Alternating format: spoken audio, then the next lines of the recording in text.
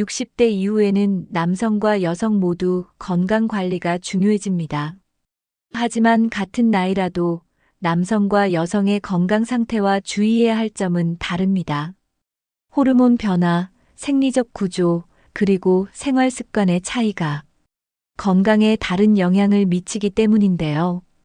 오늘은 60대 이후 남녀 건강의 차이와 각각 효과적으로 건강을 관리하는 방법을 알아보겠습니다. 지금부터 함께 시작해 볼까요? 1. 남성과 여성의 건강이 다른 이유. 호르몬 변화가 건강에 미치는 영향. 60대 이후 남성과 여성의 가장 큰 차이는 호르몬 변화입니다. 여성은 폐경 후 에스트로겐 수치가 급격히 감소하면서 뼈와 심혈관 건강에 영향을 받습니다. 반면 남성은 테스토스테론 수치가 점진적으로 감소하면서 근육량과 에너지가 줄어듭니다. 이러한 호르몬 변화는 단순히 신체적인 차이에 그치지 않고 각각의 질병 발생 위험에도 직접적인 영향을 미칩니다. 따라서 성별에 맞는 건강 관리가 필수적입니다. 평균 기대 수명과 주요 질병의 차이. 여성은 남성보다 평균적으로 더 오래 삽니다. 하지만 그만큼 골다공증, 관절염, 심혈관 질환 같은 만성 질환에 걸릴 위험도 높습니다. 반대로 남성은 심근경색, 뇌졸중과 같은 심혈관 질환의 발병률이 더 높고 전립선 문제와 같은 남성 특유의 질환도 발생할 가능성이 큽니다. 이 차이를 이해하면 각각의 위험 요인을 예방하는 데 더 집중할 수 있습니다. 신체 구조와 생리적 차이가 건강에 미치는 영향. 남성과 여성의 신체 구조와 생리적 차이도 건강에 중요한 영향을 미칩니다. 여성은 골밀도가 더 낮아 나이가 들수록 골절 위험이 높아지고 남성은 체지방 분포가 복부 중심으로 쌓이면서 심혈관 질환 위험이 커집니다. 이러한 생리적 차이는 나이가 들수록 더 두드러지기 때문에 성별에 따라 맞춤형 건강 관리를 하는 것이 중요합니다. 건강 관리의 기본은 자신의 몸 상태를 정확히 이해하는 데서 시작됩니다. 2. 남성에게 더 흔히 나타나는 건강 문제. 심혈관 질환과 고혈압의 위험. 남성은 60대 이후 심혈관 질환과 고혈압에 걸릴 위험이 여성보다 높습니다. 특히 흡연, 음주, 운동 부족 같은 생활 습관이 질환의 위험을 더욱 높이죠. 심혈관 건강을 위해서는 저염식, 규칙적인 운동, 그리고 스트레스 관리가 필수입니다. 혈압을 정기적으로 측정하고 이상이 발견되면 즉시 전문가와 상의하세요. 작은 생활 습관의 변화만으로도 심혈관 질환을 예방할 수 있습니다. 전립선 건강과 관련된 질병. 전립선 비대증이나 전립선암은 나이가 들수록 남성에게 흔히 발생하는 문제입니다. 60대 이후에는 소변이 자주 마렵거나 배뇨가 불편하다면 전립선 건강을 점검해야 합니다. 정기적인 검진을 통해 전립선 상태를 확인하고 문제가 발생하기 전에 예방 조치를 취하는 것이 중요합니다. 특히 전립선 건강에 좋은 식품과 운동을 병행하면 더 큰 효과를 볼 수 있습니다. 근육량 감소와 골밀도 문제. 남성은 나이가 들수록 근육량이 감소하고 이는 관절과 골격에 영향을 미칩니다. 근력 운동과 단백질 섭취를 통해 근육량 감소를 방지하는 것이 중요합니다. 또한 남성도 골다공증 위험에서 완전히 자유롭지 않기 때문에 칼슘과 비타민 D를 충분히 섭취해야 합니다. 근육과 뼈 건강을 유지하면 노년기에도 독립적인 생활이 가능합니다. 3. 여성에게 더 흔히 나타나는 건강 문제. 폐경 이후 골다공증의 위험. 여성은 폐경 이후 에스트로겐 수치가 급격히 감소하면서 골밀도가 빠르게 줄어듭니다. 골다공증은 뼈를 약하게 만들어 골절 위험을 크게 높이기 때문에 조기 관리가 중요합니다. 특히 척추와 고관절 골절은 여성 노년기에 흔히 발생하며 이로 인해 움직임이 제한되거나 삶의 질이 급격히 떨어질 수 있습니다. 칼슘이 풍부한 식단, 규칙적인 체중 부하 운동, 그리고 비타민 D 보충은 골다공증 예방에 있어 가장 기본적이고 효과적인 방법입니다. 심혈관 질환의 증가와 관리 필요성. 여성은 폐경 후 심혈관 질환 위험이 급격히 증가합니다. 에스트로겐이 심혈관계를 보호하는 역할을 했지만 폐경으로 인해 이 보호막이 사라지면서 고혈압, 심장병 위험이 높아지는 것이죠. 심혈관 질환 예방을 위해 저염식, 콜레스테롤 관리, 그리고 규칙적인 유산소 운동을 생활화해야 합니다. 또한 혈압과 콜레스테롤 수치를 정기적으로 확인하며 이상이 발견되면 빠르게 대처하는 것이 중요합니다. 우울증과 불안 같은 정신 건강 문제. 여성은 남성보다 우울증이나 불안 같은 정신 건강 문제를 겪을 가능성이 더 높습니다. 특히 폐경으로 인한 호르몬 변화는 감정 기복을 심화시킬 수 있습니다. 사회적 고립감이나 육체적 건강 악화가 이러한 문제를 더 심화시키기도 하죠. 정신 건강을 지키기 위해서는 주변 사람들과 활발히 교류하고 마음의 평화를 찾을 수 있는 취미나 명상 같은 활동을 실천하는 것이 중요합니다. 필요하다면 전문가의 도움을 받아 심리적인 안정을 유지하세요. 4. 60대 이후 건강관리 방법, 남녀 공통 전략. 규칙적인 운동과 근육량 유지의 중요성. 운동은 남녀 모두에게 필수적인 건강관리 방법입니다. 유산소 운동은 심혈관 건강을 지키고 근력 운동은 근육량을 유지하는 데 도움을 줍니다. 특히 체중 부하 운동은 뼈를 강화해 골다공증 위험을 줄이는 효과가 있습니다. 운동은 신체 건강뿐만 아니라 정신적인 안정에도 기여하므로 꾸준히 실천해야 합니다. 무리하지 않는 선에서 나에게 맞는 운동을 선택해 즐겁게 진행하세요. 균형 잡힌 식단으로 노화 방지하기. 건강한 식단은 노화 방지와 면역력 강화에 있어 가장 중요한 요소 중 하나입니다. 단백질, 섬유질, 건강한 지방, 그리고 항산화 성분이 풍부한 음식을 골고루 섭취하세요. 특히 과일과 채소는 필수적인 비타민과 미네랄을 제공해 노화를 늦추는 데 도움을 줍니다. 나트륨과 당분 섭취를 줄이고 심혈관 건강에 좋은 식재료를 활용하세요. 식습관은 단순한 하루의 선택이 아니라 건강한 노년의 토대가 됩니다. 스트레스 관리와 규칙적인 수면 습관. 스트레스는 모든 질병의 원인이 될 수 있습니다. 명상, 산책 또는 좋아하는 취미 생활을 통해 스트레스를 관리하세요. 또한 규칙적인 수면은 신체와 정신 모두를 회복시키는 데 필수적입니다. 수면 부족은 면역력 저하와 함께 감정 조절에도 부정적인 영향을 미칠 수 있으니 주의하세요. 규칙적인 일상과 스트레스 관리는 삶의 질을 높이는 핵심 요소입니다. 5. 성별에 따른 맞춤형 건강 관리 팁. 남성을 위한 심혈관과 근육 건강 관리법. 남성은 심혈관 건강과 근육량 유지를 최우선으로 관리해야 합니다. 고지방 식단을 줄이고 심장 건강에 좋은 불포화 지방과 오메가-3를 섭취하세요. 근력 운동을 꾸준히 실천하면 관절 건강과 독립적인 생활을 유지하는 데 큰 도움이 됩니다. 또한 스트레스를 관리하고 충분히 휴식하며 심혈관 질환 위험을 낮추세요.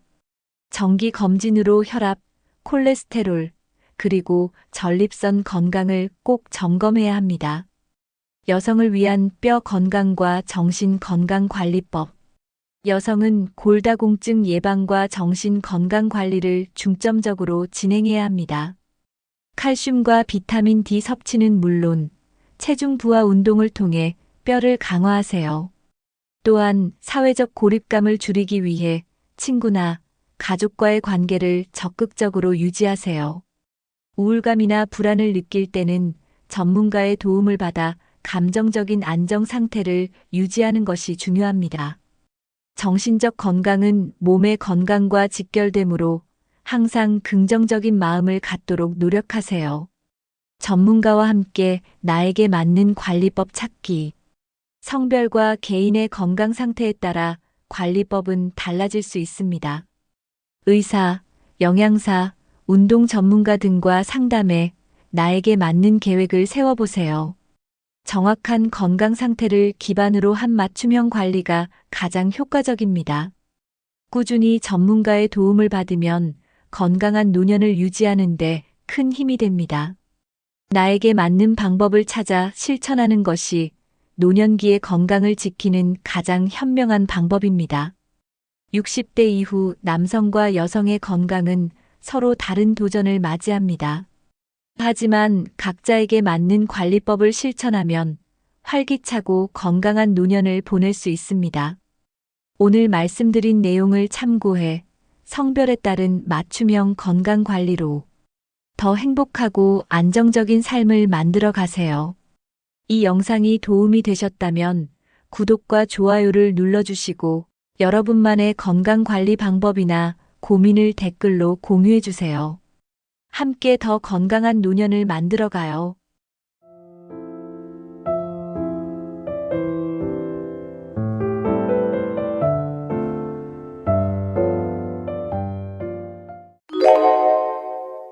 여러분, 하루 종일 방 안에서만 지내는 날이 많아지셨나요?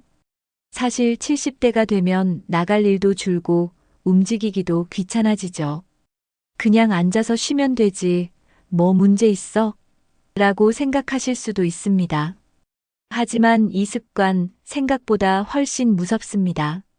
몸이 안 좋아지는 건 기본이고 마음까지 무기력해질 수 있습니다. 앉아만 있는 시간이 길어질수록 몸은 점점 굳고 약해집니다.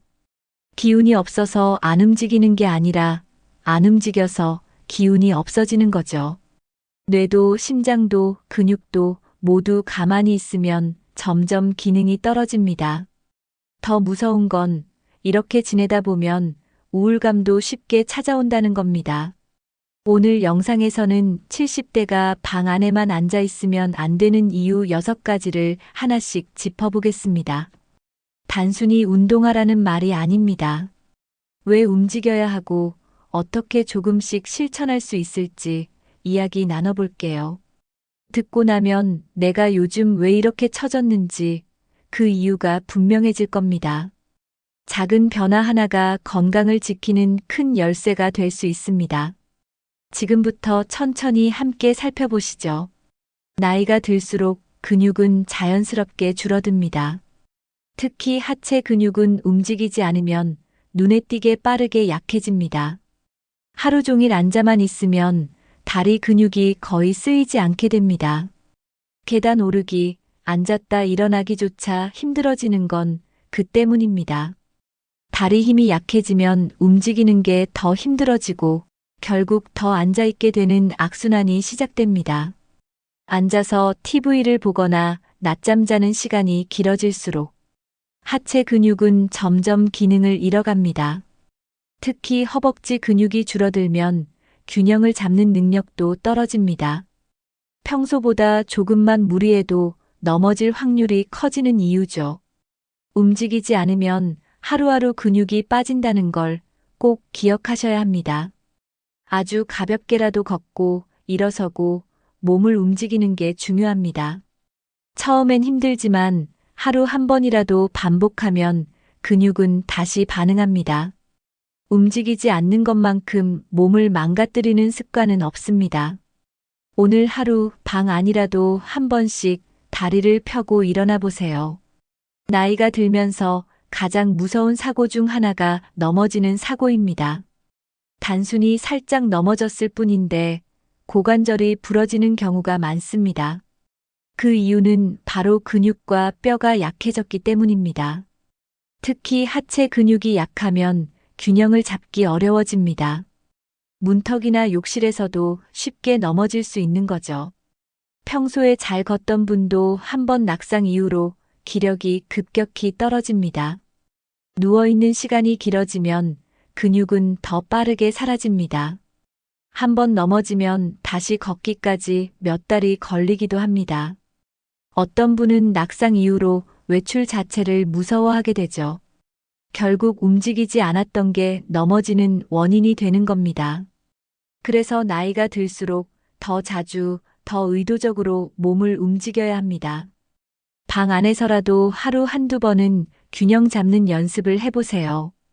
발 뒤꿈치 들기, 무릎 굽혔다 펴기 같은 간단한 동작만으로도 효과가 있습니다. 근육이 있는 사람은 넘어진다 해도 더 쉽게 회복할 수 있습니다. 넘어지지 않기 위해선 매일 조금씩 움직이는 습관이 꼭 필요합니다. 몸이 힘들면 마음도 함께 무너지는 걸 느끼셨을 겁니다. 예전엔 가뿐하던 일들이 점점 힘들게 느껴지면 내가 왜 이렇게 됐지? 라는 생각이 자주 들죠. 그 시작은 대부분 근육이 약해지는 데서 출발합니다. 근육이 줄어들면 일상생활이 하나씩 불편해집니다. 청소, 설거지, 외출, 산책 다 귀찮고 힘들어지죠. 그러다 보면 누워있는 시간이 늘고 움직임은 더 줄어듭니다. 자신감도 떨어지고 말수도 줄어들게 됩니다. 결국 몸의 변화가 마음까지 어둡게 만드는 겁니다. 근육은 단지 힘을 내는 게 아니라 나의 자존감과도 연결되어 있습니다. 내가 직접 할 수 있는 일이 많을수록 마음도 활기차집니다. 나 아직 이것도 할 수 있어라는 생각이 가장 큰 힘이 됩니다. 그 힘을 지켜주는 게 바로 매일 조금씩 움직이는 생활입니다. 기운이 없을 때일수록 더 움직여야 다시 살아납니다. 근육을 지키는 건 몸뿐 아니라 내 삶의 자존감까지 지켜주는 일입니다. 사람의 몸은 움직일수록 혈액이 잘 흐릅니다. 반대로 가만히 앉아 있으면 피가 천천히 돌게 됩니다. 특히 다리 쪽은 혈액이 아래로 쏠려서 정체되기 쉬워요. 그래서 오래 앉아 있으면 다리가 붓고 저린 이유가 바로 그겁니다. 혈류가 느려지면 손발이 차고 저린 증상이 자주 나타납니다. 심장도 피를 밀어 올리기 위해 더 많이 일을 해야 하죠.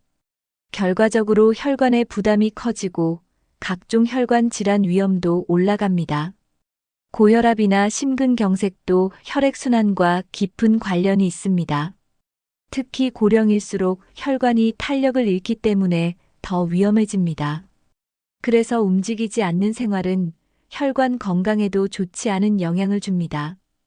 간단한 스트레칭만으로도 혈액 흐름은 크게 개선될 수 있습니다. 팔을 위로 올리고 천천히 내리는 것만 해도 도움이 됩니다. 발목을 좌우로 돌리는 동작도 혈액순환에 효과적입니다. 매일 조금씩 움직여주면 혈관이 건강해지고 피도 잘 돕니다. 결국 꾸준한 움직임은 혈액순환을 돕는 가장 쉬운 방법입니다. 다리가 자주 붓는다면 혈액순환이 원활하지 않다는 신호일 수 있습니다. 특히 오래 앉아있는 생활을 하는 분들에게 이런 증상이 자주 나타납니다. 다리뿐만 아니라 손저림, 목 당김도 같은 이유에서 발생하죠. 혈액이 몸 구석구석까지 잘 돌지 않으면 말초신경이 영향을 받습니다. 결국 뇌로 가는 혈류도 줄어들 수 있습니다. 뇌는 혈액이 끊기면 바로 기능이 떨어지는 민감한 기관입니다. 가벼운 어지럼증부터 시작해 기억력 저하나 집중력 감소로도 이어질 수 있습니다. 심하면 뇌경색 같은 큰 질환으로 발전할 수도 있습니다. 걷지 않고 계속 앉아만 있으면 뇌 건강도 위험해질 수 있습니다. 혈액이 뇌에 원활하게 공급돼야 인지 기능이 유지됩니다. 그래서 중장년층일수록 더욱 자주 가볍게라도 몸을 움직여야 합니다. 하루에 몇 번만 일어나 스트레칭을 해주는 것만으로도 큰 도움이 됩니다. 혈액순환이 좋아지면 몸의 이상 신호도 줄어들게 됩니다. 머리가 맑아지고 피로도 덜 느껴지는 효과도 있습니다. 결국 앉아만 있는 생활은 혈관 질환뿐 아니라 뇌 건강까지 위협할 수 있습니다. 많은 분들이 운동은 너무 힘들다고 말씀하십니다. 하지만 꼭 땀을 흘리는 운동만이 도움이 되는 건 아닙니다. 가벼운 움직임만으로도 혈액순환을 충분히 도울 수 있습니다. 방 안에서 제자리 걷기를 몇 분만 해도 혈류가 훨씬 좋아집니다. 의자에 앉은 상태에서 다리를 쭉 펴는 동작도 효과적이에요. 팔을 머리 위로 올렸다가 내리는 것만 반복해도 심장 박동이 조금씩 빨라집니다. 몸이 따뜻해지는 걸 느끼면 피가 돌고 있다는 증거입니다. 움직이면서 동시에 숨도 깊게 쉬어보면 순환에 더 도움이 됩니다. 하루 종일 한 번도 안 일어나는 것보다 일시간에 한 번씩만 일어나 움직여도 훨씬 좋습니다. 움직이는 게 버겁다면 누운 채 발목 돌리기나 손 흔들기도 괜찮습니다. 작은 움직임이라도 반복되면 건강에 큰 도움이 됩니다. 특히 혈관이 약해지는 노년기엔 이런 작은 실천이 아주 중요합니다. 거창한 운동보다 꾸준한 생활 습관이 건강을 지킵니다. 이 정도로 무슨 효과가 있겠어? 싶어도 해보면 몸이 먼저 반응합니다. 그래서 매일 조금씩 움직이는 것이야말로 건강을 지키는 첫걸음입니다. 사람의 뇌는 움직일 때 더 활발하게 작동합니다. 몸을 쓰면 그만큼 뇌도 같이 깨어나는 원리입니다. 반대로 앉아서 가만히 있는 시간이 많아지면 뇌도 점점 둔해집니다. 특히 반복되는 생활은 뇌를 자극하지 못해 기능이 떨어지기 쉽습니다. 어제와 똑같은 오늘, 자극 없는 일상이 뇌를 무기력하게 만드는 거죠. 70대 이상이 되면 자연스럽게 활동이 줄고 뇌 사용도 줄어듭니다. 그런 생활이 계속되면 기억력이나 판단력이 조금씩 떨어집니다. 단순히 나이가 들어서가 아니라 뇌를 쓰지 않기 때문에 생기는 현상입니다. 걷기나 스트레칭 같은 가벼운 운동도 뇌에 큰 자극이 됩니다. 몸이 깨어나면 뇌도 같이 활기를 찾게 되죠. 활동량이 늘면 말도 많아지고 생각도 더 또렷해집니다. 책을 읽거나 숫자를 세면서 걷는 것도 뇌에 좋은 자극이 됩니다. 매일 10분만이라도 몸을 움직이면 뇌는 그 자극을 기억합니다. 그렇게 쌓인 자극이 뇌 건강을 지켜주는 힘이 됩니다. 뇌는 쓸수록 좋아지는 장기입니다. 가만히 두면 빨리 무뎌집니다. 뇌는 끊임없이 새로운 정보를 받아들일 때 활발히 작동합니다. 하지만 집 안에만 있고 사람을 만나지 않으면 자극이 줄어들게 되죠. 결국 기억을 저장하거나 꺼내 쓸 기회도 줄어듭니다. 그게 반복되면 뇌 기능이 점점 느려지고 기억력도 약해집니다. 특히 하루 대부분을 혼자 조용히 보내는 생활은 위험합니다. 말할 기회가 없으면 단어가 잘 안 떠오르고 표현도 줄어들게 됩니다. 뇌도 근육처럼 쓰지 않으면 약해집니다. 그래서 가만히 있는 생활은 치매 위험을 높이는 중요한 요인입니다. 실제로 전문가들도 활동량이 많을수록 치매 발병률이 낮다고 말합니다. 새로운 길을 걷거나 새로운 사람을 만나는 것만으로도 뇌는 자극을 받습니다. 간단한 대화, 짧은 외출, 새로운 음식도 뇌에겐 새로운 경험입니다. 똑같은 집, 똑같은 TV, 똑같은 루틴은 뇌를 게으르게 만듭니다. 방 안에만 있으면 그 자극이 끊기게 되죠. 그래서 치매를 예방하고 싶다면 몸부터 움직여야 합니다. 뇌는 밖에서 새로운 자극을 받아야 건강하게 오래 작동합니다. 몸과 뇌는 따로 움직이지 않습니다. 몸을 움직이면 뇌도 함께 자극을 받아 깨어납니다. 예를 들어 아침에 일어나 기지개를 켜는 것만으로도 뇌는 하루가 시작됐다고 인식합니다. 그 신호 하나로 뇌는 집중력과 사고력을 올리기 시작합니다. 반대로 하루 종일 누워 있거나 앉아만 있으면 뇌도 덜 깨어납니다. 그래서 무기력하고 멍한 상태가 계속되는 거죠. 산책이나 가벼운 계단 오르기도 뇌에 활력을 줍니다. 실제로 운동을 하면 뇌에 좋은 물질들이 생성된다고 알려져 있습니다. 이 물질들이 기억력 향상과 감정 안정에 도움이 된다고 합니다. 몸을 움직이면 기분도 나아지고 생각도 정리되는 이유가 여기 있습니다. 일상 속에서 반복적인 움직임을 주는 것만으로도 충분한 자극이 됩니다. 특별한 운동이 아니어도 괜찮습니다. 몸이 움직이면 뇌도 함께 밝아집니다. 뇌는 몸을 통해 깨어나는 기관이라는 걸 꼭 기억해 주세요. 그러니 오늘부터라도 잠깐씩이라도 몸을 일으켜보는 걸 시작해 보세요. 매일 똑같은 장소에만 있다 보면 생각도 점점 좁아집니다. 아침에 눈을 떠도 새로운 일이 없고 창밖 풍경도 늘 똑같죠. 이런 반복은 사람의 감정을 점점 지치게 만듭니다. 특별히 나쁜 일이 없어도 마음이 무거워지는 이유입니다. 공간이 바뀌지 않으면 생각도 바뀌기 어렵습니다. 그래서 자꾸 부정적인 생각만 떠오르고 기분도 가라앉습니다. 같은 공간에 오래 머물면 감정의 숨통도 막히는 느낌이 듭니다. 특히 말할 사람도 없고 해야 할 일도 없을 때 이 느낌은 더 커지죠. 스스로도 이유 없이 우울하고 무기력해질 때가 있습니다. 그게 바로 반복되는 고립된 생활이 만드는 감정입니다. 집은 편안한 공간이지만 오래 머물면 감정이 갇힐 수 있습니다. 잠깐이라도 바깥 공기를 마시면 기분이 달라집니다. 햇빛을 보고 바람을 맞고 주변을 둘러보는 것만으로도 마음이 환기됩니다. 환경을 바꾸는 건 감정을 환기시키는 가장 쉬운 방법입니다. 그래서 같은 공간에만 있지 말고 하루에 한 번은 바깥으로 나가보는 게 중요합니다. 말은 단순한 의사소통이 아니라 감정의 출구입니다.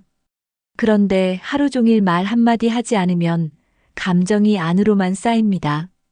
그렇게 쌓인 감정은 점점 무거워지고 표현할 길을 잃게 되죠. 사람을 만나야 웃기도 하고 공감도 하며 기분이 풀립니다. 하지만 방 안에만 있으면 만남 자체가 줄어들게 됩니다. 그러면 자연스럽게 말수도 줄고 표정도 굳어지게 되죠. 오랜 시간 혼자 있다 보면 웃는 법도 잊게 되는 경우가 있습니다. 감정 표현은 써야 살아나고 써야 익숙해집니다. 말하지 않으면 마음도 딱딱해지고 외로움이 더 짙어집니다. 특히 노년에는 외로움이 건강에도 직접적인 영향을 줄 수 있습니다. 우울감은 식욕 저하, 면역력 저하로도 이어질 수 있죠.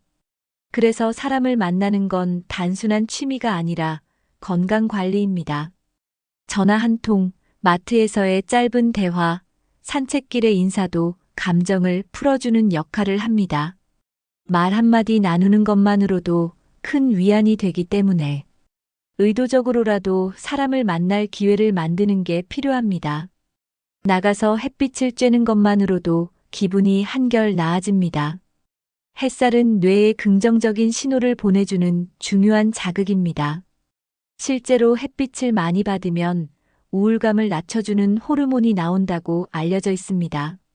그래서 방 안에만 있는 생활은 더 쉽게 우울감을 키우는 환경이 됩니다. 햇빛뿐 아니라 사람과의 대화도 기분을 환기시켜줍니다.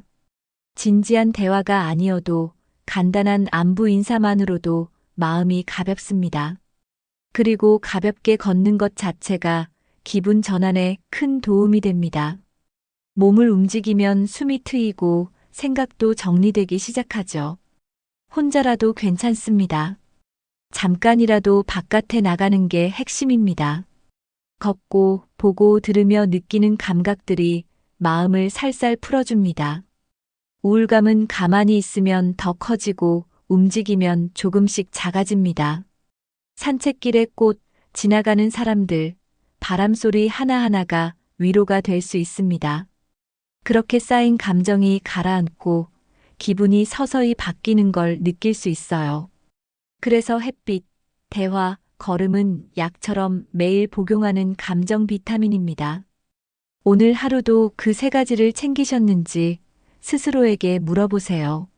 몸을 움직이지 않으면 에너지 소비가 적어집니다. 에너지가 덜 쓰이니 당연히 배고픔도 줄어들게 됩니다. 요즘은 별로 배가 안 고파라는 말 많은 어르신들이 하시죠. 그 이유는 대부분 활동량 부족에서 비롯됩니다. 식욕은 단순한 욕구가 아니라 몸 상태를 알려주는 중요한 신호입니다. 그런데 움직임이 줄어들면 이 신호가 약해지게 됩니다. 결과적으로 밥맛이 없어지고 끼니를 거르게 되는 일이 생깁니다. 하루 이틀은 괜찮지만 이게 습관이 되면 건강에 치명적입니다. 음식을 적게 먹으면 단백질, 비타민 같은 영양소도 함께 줄어듭니다. 그래서 근육이 빠지고 면역력도 약해지죠. 먹는 양이 줄어드는 게 나이 탓만은 아니라는 걸 기억해야 합니다. 몸이 움직여야 배도 고파지고 식사도 맛있어집니다. 그래서 가볍게라도 걷고 나면 뭔가 먹고 싶다는 생각이 들게 되는 겁니다. 움직임과 식욕은 서로 깊게 연결되어 있습니다. 그래서 움직이지 않으면 식욕도 함께 사라지게 됩니다. 식사량이 줄면 몸에 필요한 영양이 부족해집니다. 특히 단백질이 부족하면 근육이 더 빠르게 줄어듭니다. 단백질은 근육뿐 아니라 면역세포를 만드는데도 꼭 필요하죠. 음식으로 보충이 되지 않으면 몸이 점점 약해집니다. 감기에 잘 걸리고 작은 병에도 회복이 늦어집니다. 치유력이 떨어지면서 통증도 오래가고 피로도 쉽게 느껴집니다. 결국 먹는 양이 줄면 몸 전체가 무너지기 시작하는 겁니다. 나이가 들수록 잘 먹는 것이 곧 잘 사는 것입니다. 무조건 많이 먹으라는 게 아니라 필요한 만큼 꼭 챙겨 먹어야 한다는 겁니다. 특히 단백질, 비타민, 수분은 나이가 들수록 더 신경 써야 합니다. 식사를 거르면 간식이라도 건강한 걸 챙기는 노력이 필요합니다. 물 한 잔, 두유 한 잔, 삶은 계란 하나도 좋은 보충이 됩니다. 작게라도 자주 먹는 습관을 들이면 몸이 훨씬 안정됩니다.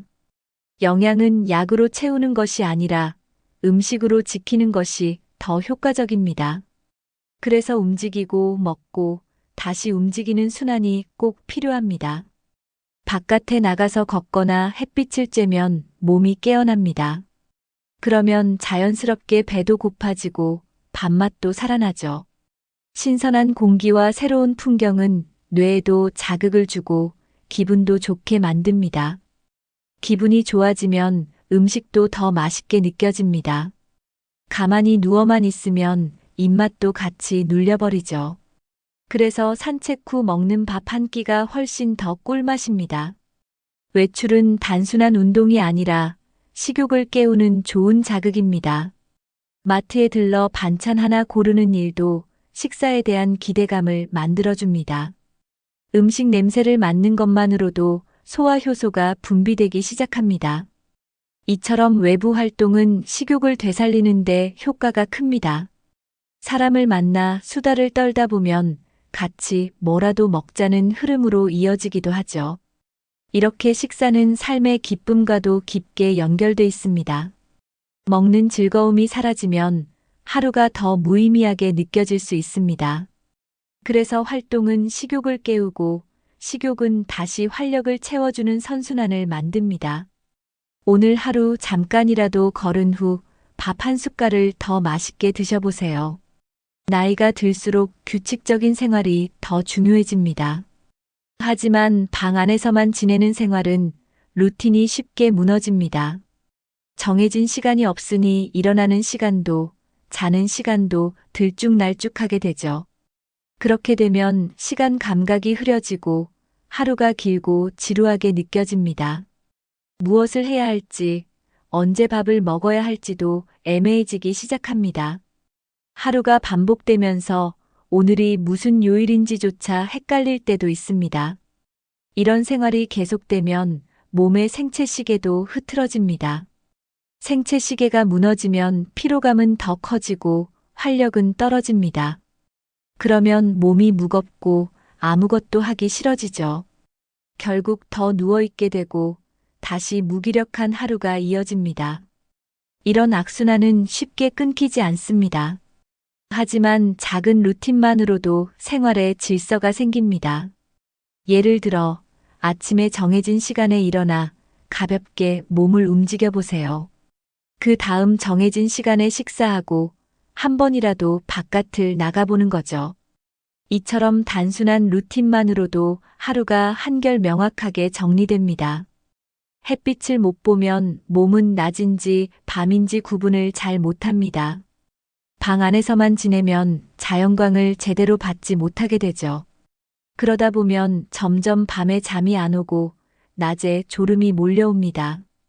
이게 반복되면 밤낮이 완전히 뒤바뀐 생활이 됩니다. 밤 늦게까지 깨어 있다 보면 식사 시간도 뒤로 밀리게 되고 늦게 자면 아침도 자연스럽게 늦게 시작됩니다. 이런 흐름이 몸에 쌓이면 피로가 쉽게 풀리지 않게 됩니다. 면역력도 떨어지고 우울감도 더 커질 수 있습니다.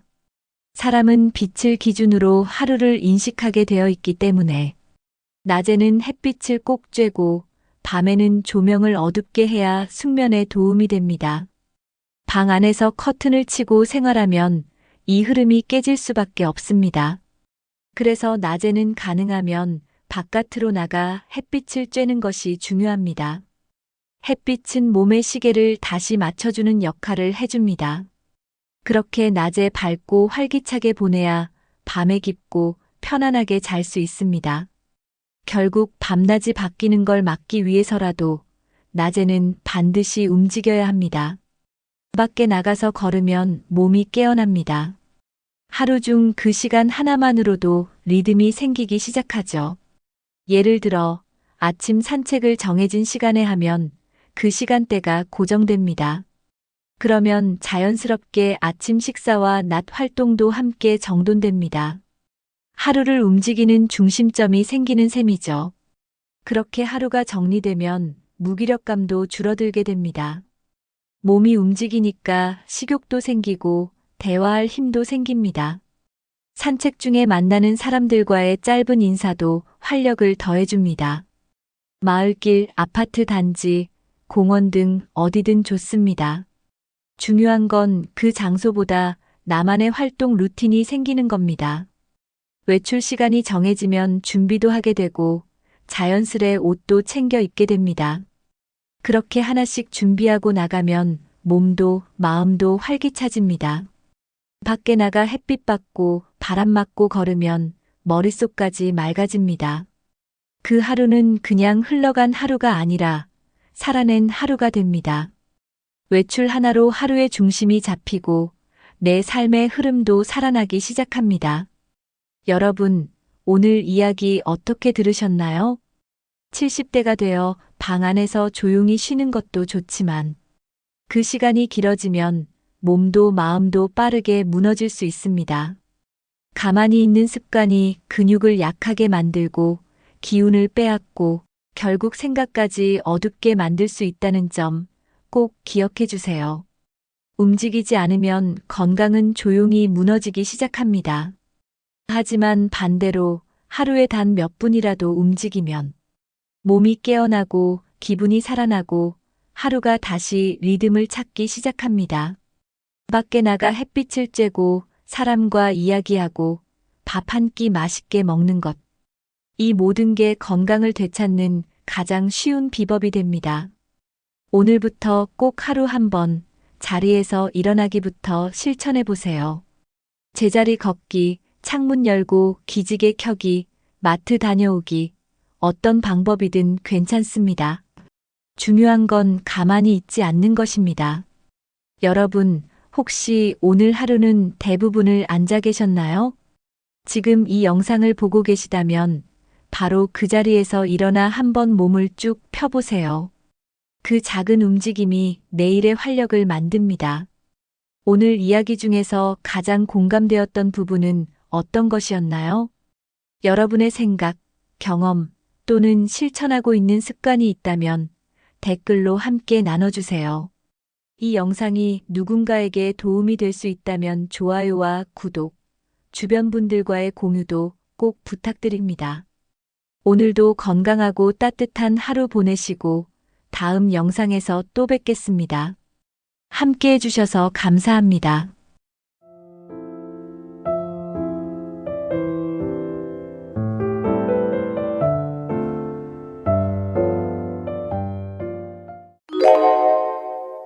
나이 들어서 건강이 제일 중요하다는 말 많이들 들어보셨죠? 그래서 운동도 하고 음식도 조심하고 병원도 꼬박꼬박 다니는 분들 많으실 거예요. 그런데 이런 노력에도 불구하고 몸과 마음이 점점 약해진다고 느껴진다면 어쩌면 지금 무심코 하고 있는 습관 때문일 수도 있습니다. 특히 70대에 절대 하면 안 되는 습관들이 있다는 거 알고 계셨나요? 그냥 하루하루 지내다 보면 누구나 하게 되는 평범한 행동들인데 이게 쌓이면 삶의 질을 확 떨어뜨리고 건강도 빠르게 나빠질 수 있어요. 대부분의 사람들은 무리한 운동을 피해야 한다, 과식하지 말아야 한다, 이런 것만 떠올리지만 진짜 위험한 건 바로 생각과 생활 방식입니다. 어느새 굳어버린 습관 하나가 인생의 방향을 바꿔버릴 수도 있거든요. 특히 이 6가지는 그냥 방치하면 회복이 어려워질 수 있습니다. 지금부터 70대가 절대 해서는 안 되는 최악의 습관 6가지를 알려드릴게요. 하나하나 들어보시고 내 삶에 해당하는 건 없는지 꼭 체크해 보시길 바랍니다. 지금이라도 바꾸면 늦지 않았습니다. 바로 본론으로 들어가 볼게요. 하루 종일 소파에 앉아만 있는 분들 많으시죠? 가만히 있으면 편하긴 하지만 몸은 점점 굳어갑니다. 특히 70대 이후에는 근육이 빠르게 줄어드는 시기라서 조금만 움직이지 않아도 몸의 기능이 뚝 떨어질 수 있어요. 근육이 줄어들면 걷는 것도 힘들고 관절도 약해집니다. 면역력도 같이 떨어지기 때문에 감기에도 쉽게 걸리고요. 가만히 있으면 몸이 쉬는 게 아니라 멈추는 거예요. 쓰지 않으면 사라진다는 말, 딱 이럴 때 쓰는 말입니다. 하루에 몇 걸음만 줄어도 건강에 큰 차이가 생깁니다. 걷기만 해도 혈액순환이 좋아지고 뇌도 더 활발해져요. 매일 조금씩이라도 움직여야 몸이 살아납니다. 무리한 운동이 아니라 꾸준한 움직임이 중요해요. 마트 가는 길에 일부러 조금 돌아가거나 집 안에서라도 자주 일어나 움직이는 습관이 필요합니다. 몸은 움직일수록 젊어집니다. 계속 앉아 있으면 위장도 제 역할을 못합니다. 음식이 잘 안 내려가서 더부룩하고 답답해지기 쉬워요. 가스가 차거나 소화불량이 자주 생기는 분들은 특히 주의해야 합니다. 혈액순환도 원활하지 않아서 손발이 저리거나 시린 경우도 많고요. 심장도 더 세게 뛰어야 해서 부담이 커집니다. 근육은 움직이지 않으면 빠르게 줄어들어요.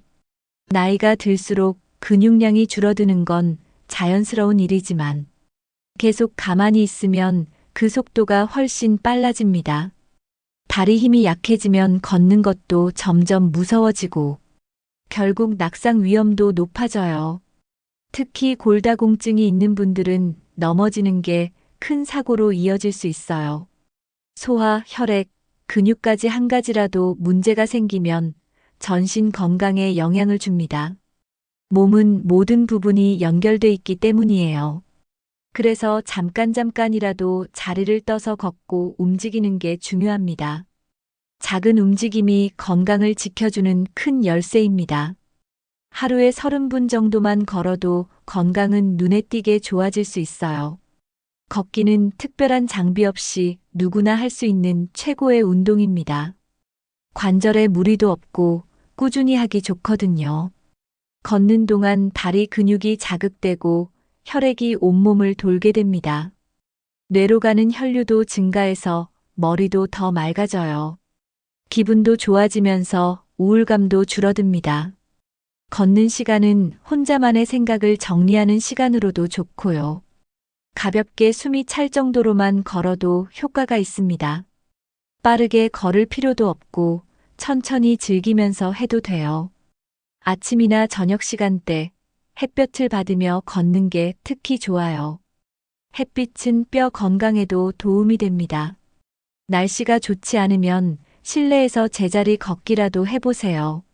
중요한 건 매일 걷는 습관입니다. 하루 30분이면 일주일에 3시간 넘게 운동하는 셈이죠. 이 작은 습관이 10년 후 건강을 지켜줍니다. 내 나이에 뭘 하겠어라는 말 한 번쯤은 해보셨을 거예요. 겸손해서 하는 말 같지만 사실은 스스로에게 벽을 만드는 말이에요. 이런 말이 반복되면 무언가 시도해보려는 의지가 사라집니다. 새로운 걸 배우거나 해보고 싶은 것도 미루게 되죠. 주변에서도 자꾸 그런 말만 들으면 자연스럽게 분위기가 가라앉아요. 가족들도 더 이상 도와주려는 마음이 줄어들 수 있습니다. 결국은 외로움과 무기력함이 더 커지게 돼요. 말 한마디가 생각을 만들고 그 생각이 행동을 바꿉니다. 내 나이에도 할 수 있어라는 말은 그 반대의 에너지를 줍니다. 실제로 70대, 80대에도 악기 배우고 여행 다니는 분들 많아요. 나이는 숫자일 뿐이라는 말 진짜입니다. 해보지도 않고 미리 포기하는 건 너무 아쉬운 일이에요. 작은 일이라도 도전해보면 삶에 활력이 생깁니다. 스스로에게 긍정적인 말을 자주 건네보세요. 말이 바뀌면 마음이 달라집니다. 사람의 뇌는 말과 생각을 그대로 받아들입니다. 나는 늙었어라는 말을 자주 하면 뇌도 진짜 그렇게 인식해요. 그러면 움직임도 줄고 의욕도 떨어지고 감정도 부정적으로 바뀝니다. 이건 과학적으로도 입증된 사실이에요. 뇌는 스스로 하는 말을 자기 상태로 받아들이기 때문이죠. 긍정적인 말을 하면 호르몬도 달라집니다. 기분이 좋아지고 몸에도 활력이 생겨요. 반대로 부정적인 말은 스트레스 호르몬을 증가시켜요. 이 호르몬은 면역력을 낮추고 염증도 잘 생기게 만듭니다. 마음 상태가 몸에 그대로 영향을 미치는 거예요. 예민해지고 짜증이 많아지는 것도 이런 이유에서입니다. 말 한마디가 내 몸을 병들게 할 수도 건강하게 할 수도 있어요. 좋은 말은 마음의 약입니다. 혼잣말이라도 긍정적인 말을 자주 해보세요. 뇌도 몸도 점점 긍정적인 방향으로 바뀝니다. 긍정적인 마음을 가진 사람은 병에도 더 잘 회복하는 경향이 있어요. 같은 병에 걸려도 회복 속도에서 큰 차이를 보입니다. 긍정적인 사람은 통증도 덜 느끼는 경우가 많아요. 마음이 편하면 몸도 함께 이완되고 회복되기 쉬워요. 혈압도 안정되고 면역 기능도 더 활발해집니다. 실제로 웃는 횟수가 많을수록 건강 수치도 좋아지는 경우가 많아요. 기분이 좋으면 식욕도 좋아지고 잠도 잘 오죠. 그런 것들이 다시 몸 전체 건강에 좋은 영향을 줍니다. 마음가짐 하나 바꿨을 뿐인데 삶 전체가 달라지는 거예요. 혼자 있을 때 거울 보면서라도 스스로에게 미소를 지어보세요. 처음엔 어색하더라도 조금씩 익숙해지면 기분이 달라져요. 작은 긍정의 씨앗이 나중에 큰 변화를 만들 수 있습니다. 오늘부터 나는 할 수 있어. 괜찮아라는 말을 자주 해보세요. 그 말이 여러분의 삶을 밝게 만들어줄 거예요. 나이가 들어도 마음은 젊게, 그게 진짜 건강의 비결입니다. 나이가 들수록 친구나 가족과의 만남이 줄어드는 경우가 많습니다. 그러다 보면 어느새 혼자 있는 시간이 점점 길어지게 돼요. 문제는 그 외로움이 생각보다 훨씬 더 건강에 치명적이라는 겁니다. 연구에 따르면 외로움은 흡연보다 건강에 더 나쁜 영향을 준다고 해요. 매일 담배를 피우는 것보다 외로운 상태가 더 위험하다는 뜻이죠. 외로움은 면역력을 떨어뜨리고 염증 수치를 높이기도 합니다. 우울증이나 불면증으로 이어지기도 하고요. 또 뇌 기능이 점점 느려지고 기억력도 약해질 수 있습니다. 자꾸 생각이 많아지고 부정적인 감정에 빠지기 쉬워져요. 외로움이 깊어지면 삶에 대한 의욕도 줄어듭니다. 이는 곧 신체 건강에도 악영향을 미치게 됩니다. 눈에 보이지 않아도 외로움은 조용히 건강을 무너뜨리는 원인이 됩니다. 그래서 혼자 있는 시간이 많다면 더 적극적으로 관계를 맺어야 해요. 하루에 단 한 사람과의 대화만으로도 큰 도움이 됩니다. 외로움을 이겨내는 게 곧 건강을 지키는 첫걸음입니다. 사람과의 대화는 단순한 말 주고받기가 아닙니다. 뇌의 여러 부분을 동시에 사용하는 아주 좋은 활동이에요. 생각하고 듣고 반응하는 과정이 모두 뇌를 자극하거든요. 그래서 사람을 자주 만나면 뇌가 활발하게 유지됩니다. 반대로 혼자 지내며 대화가 줄어들면 뇌의 기능도 점점 둔해져요. 말이 줄면 사고력, 기억력, 집중력도 함께 떨어집니다. 특히 70대 이후에는 뇌가 급격히 노화되기 쉬운 시기예요. 대화는 그런 뇌의 노화를 늦추는 아주 좋은 자극입니다. 친구를 만나 수다 떠는 것도, 시장에서 상인과 이야기하는 것도 좋습니다. 가까운 이웃과 안부를 주고받는 것도 충분히 뇌에 도움이 돼요. 중요한 건 사람과 연결되어 있다는 느낌입니다. 이 느낌은 삶에 활력을 주고 뇌도 젊게 유지하게 해줍니다. 새로운 사람을 만나는 것도 좋고 오랜 친구를 다시 찾아보는 것도 좋습니다. 어색하더라도 먼저 인사를 건네보세요. 그 한마디가 뇌를 살리고 마음을 따뜻하게 만들어줍니다. 긴 대화가 아니어도 괜찮습니다.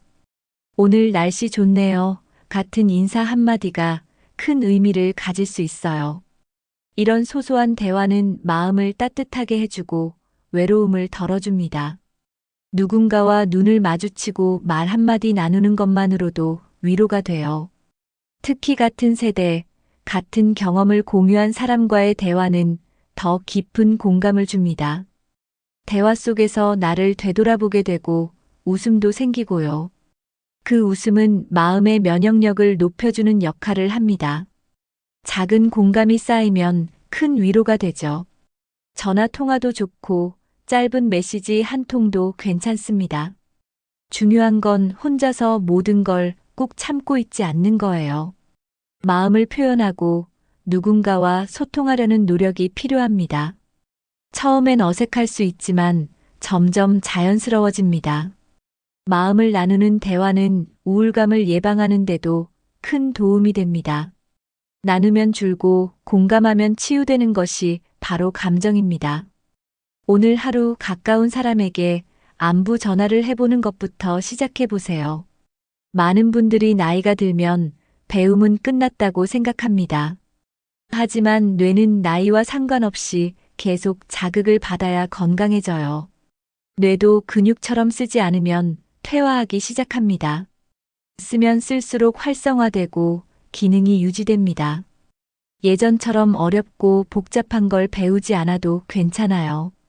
중요한 건 새로운 걸 시도해보는 태도입니다. 뇌는 새로운 걸 접할 때 가장 활발히 움직입니다. 책을 한 장 넘기고 뉴스 한 꼭지를 읽는 것만으로도 자극이 됩니다. 오늘 처음 가보는 길을 걸어보는 것도 뇌 건강에 좋아요. 손으로 글을 쓰거나 그림을 그려보는 것도 좋습니다. 뇌는 다양하고 작은 자극에도 반응합니다. 평소와 다른 루틴을 만들어 보는 것도 큰 도움이 됩니다. 뇌는 단조로운 반복보다 새로움을 좋아해요. 새로운 자극을 계속 주면 뇌는 더 느리게 늙어갑니다.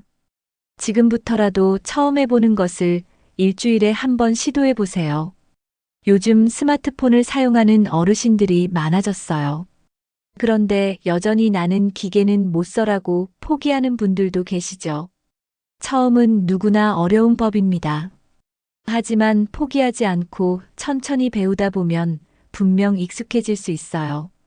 스마트폰으로 사진 찍기, 영상 보기, 문자 보내기 이것만 해도 세계가 달라집니다. 가족들과 연락도 쉬워지고 세상과의 연결도 끊기지 않게 돼요. 악기를 배우는 것도 뇌에 아주 좋은 자극입니다.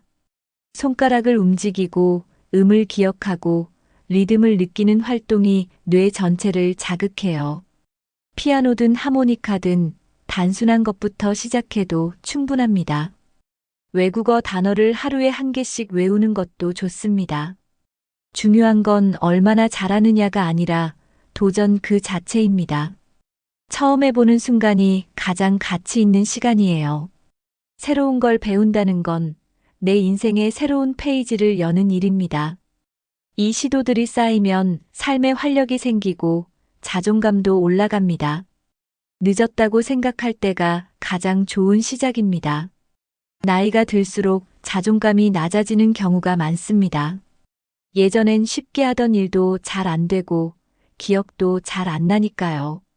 그래서 스스로를 무능하게 느끼는 분들도 계십니다. 하지만 새로운 걸 배우면 그 생각이 달라져요.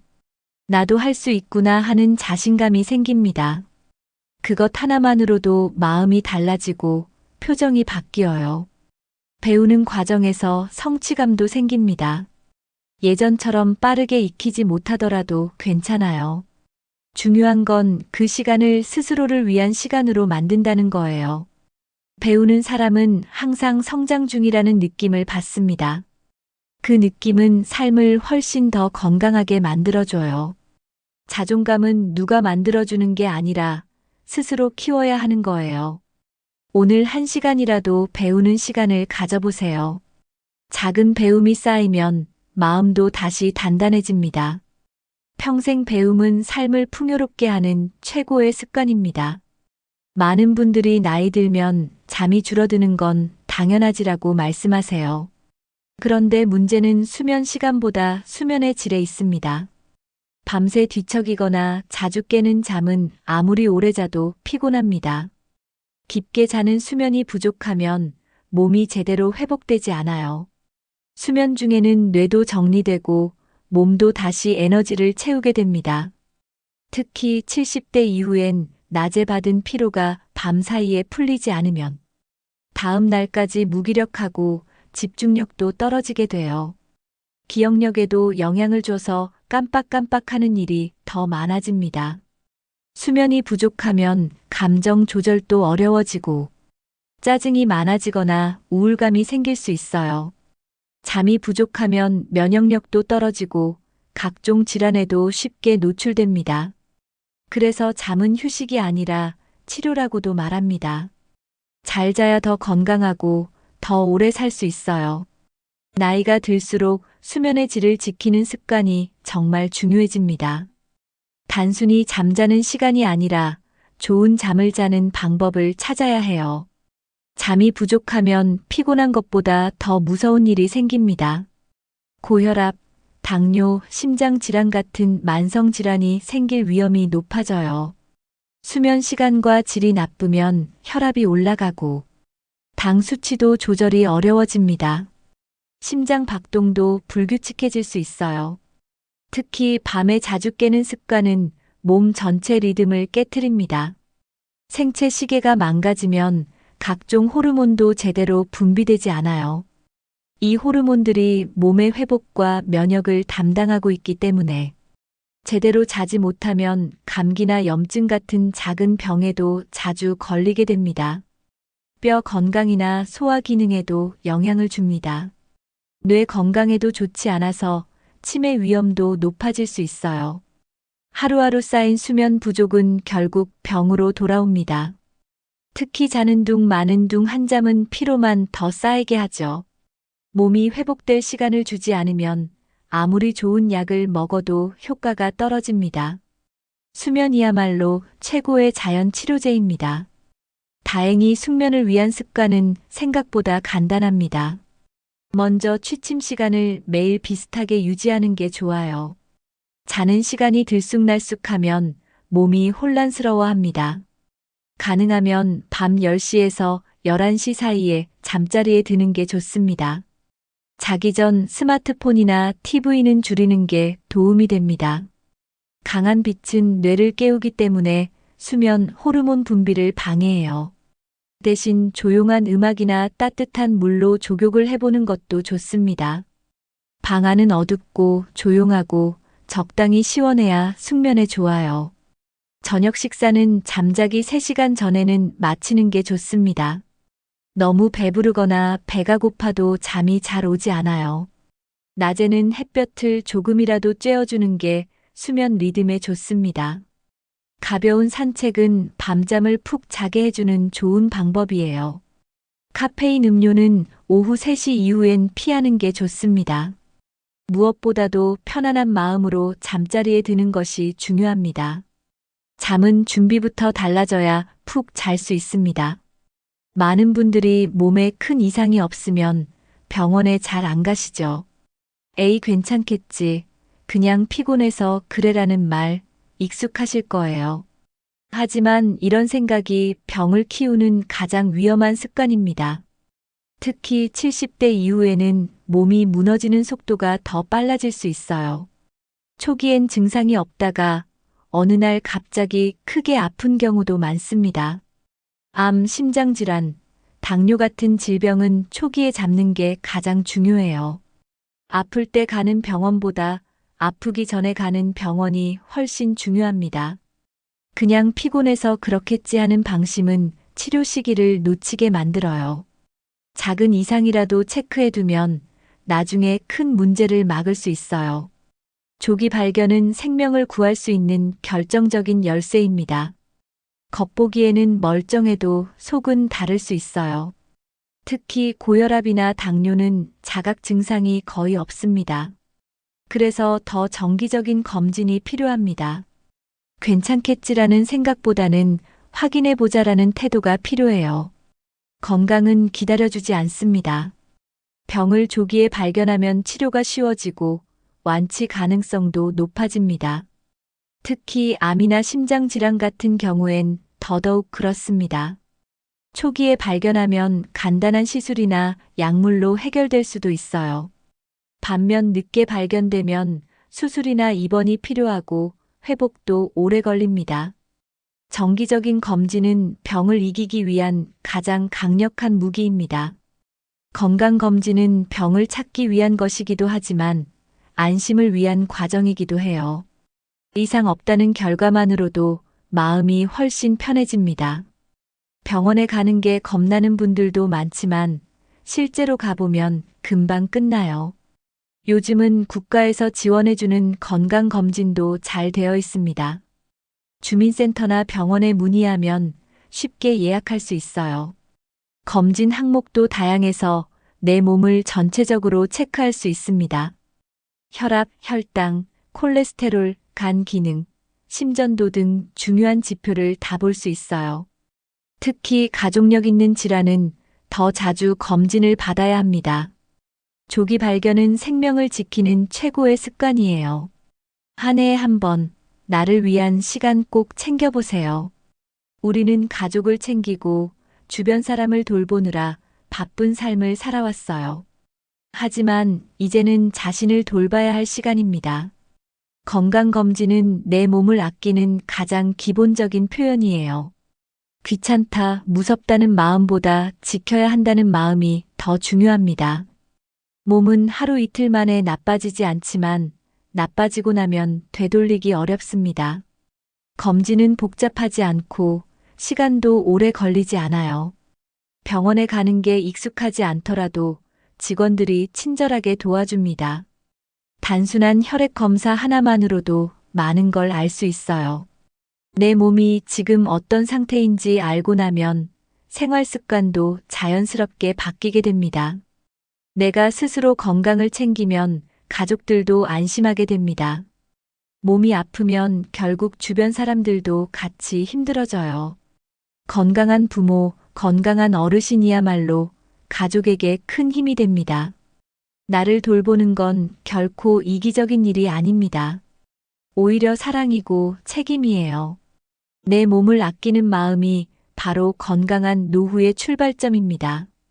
오늘 함께 살펴본 70대가 절대 해서는 안 되는 6가지 습관. 혹시 나도 모르게 하고 있던 건 없었나요? 대부분은 사소해 보이지만 시간이 지나면 큰 차이를 만들어냅니다. 몸도 마음도 관계도 조금씩 무너지게 되죠.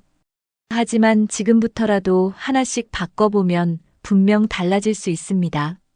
매일 조금씩 걷고 긍정적인 말을 쓰고 사람들과 대화하며 새로운 걸 배우고 푹 자고 검진을 챙기는 것. 이 6가지만 잘 지켜도 남은 인생이 훨씬 건강하고 행복해질 수 있습니다. 늦지 않았습니다. 지금부터라도 실천해 보세요. 오늘 영상에서 가장 공감되는 습관은 무엇이었나요? 또는 내가 이미 바꾸기 시작한 좋은 습관이 있다면 댓글로 나눠주세요. 이 영상이 도움이 되셨다면 좋아요와 구독, 그리고 주변 분들과의 공유도 부탁드립니다. 모두가 함께 건강해질 수 있도록 따뜻한 나눔이 이어지면 좋겠습니다. 앞으로도 중장년층을 위한 유익한 정보 계속 전해드릴게요.